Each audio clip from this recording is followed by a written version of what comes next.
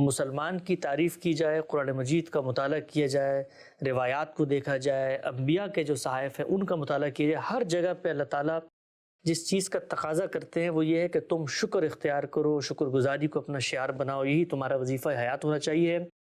شکر کا جو جذبہ ہے یہ نعمتوں سے استفادے کے نتیجے میں آپ سے آپ انسان کے اندر پیدا ہوتا ہے، اور اللہ تعالیٰ کہتے ہیں اگر یہ پیدا نہیں ہوتا تو اس کو ہونا چاہیے۔ جو شخص شکر گزار نہیں ہے کیا وہ کسی بھی درجے میں اللہ کی بارگاہ میں اپنا ایمان پیش کر سکے؟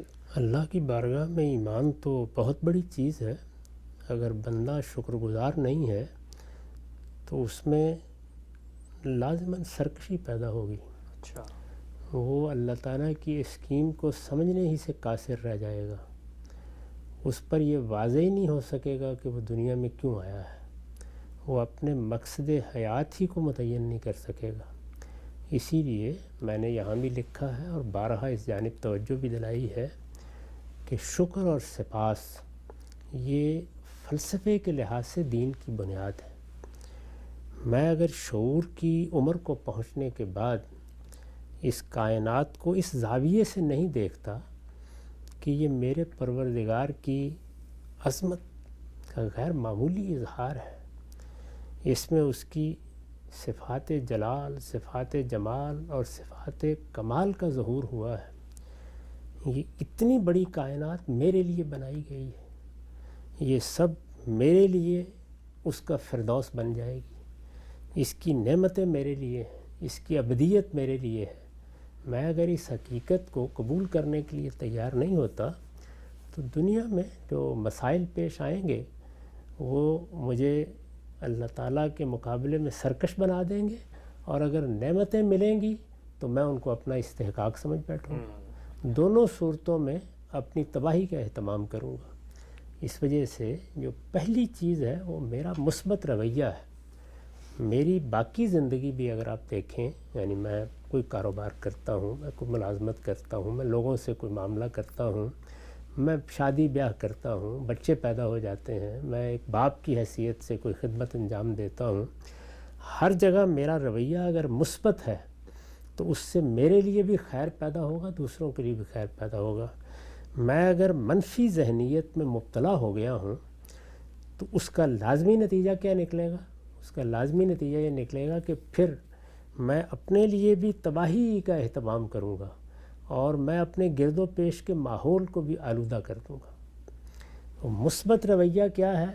حقیقت کو سمجھنا، نتائج کے لحاظ سے اس کا جائزہ لینا، اپنے آپ کو اس سے ہم آہنگ کرنا، اور پھر جو کچھ ہمیں میسر ہوا ہے اس کو اپنے لیے خیر بنا لینا۔ یہ مثبت رویہ ہے۔ کسی حقیقت کو ماننے سے انکار کر دینا، اس میں گریز و فرار کے راستے تلاش کرنا شروع کر دینا، یہ میرے اندر منفی ذہنیت پیدا کر دیتا ہے۔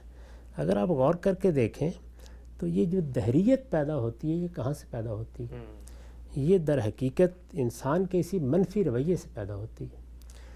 پوری کائنات میں اللہ تعالیٰ کی غیر معمولی عظمت کا ظہور ہوا ہے۔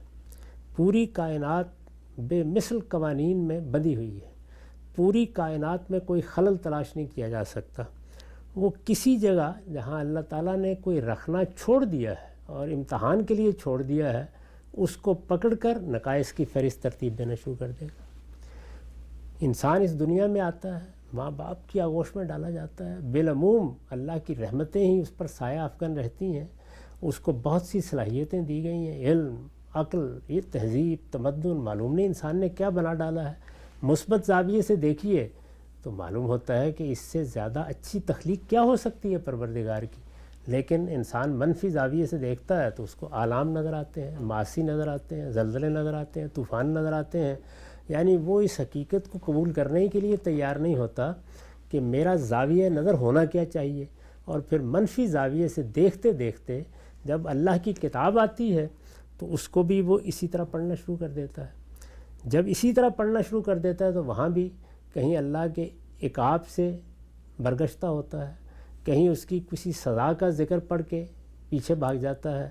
اس کے سامنے نہ رحمت کی آیات آتی ہیں، نہ اللہ تعالیٰ کی طرف سے عفو و درگزر کے معاملات آتے ہیں، نہ اس پوری اسکیم کو وہ سمجھنے کے لیے تیار ہوتا ہے۔ پھر جو کچھ منہ میں آتا ہے کہتا چلا جاتا ہے. تو یہ چیز کہاں سے پیدا ہوتی ہے؟ یہ منفی رویے سے پیدا ہوتی ہے. مثبت رویہ لازماً شکر گزاری کا احساس پیدا کرتا ہے.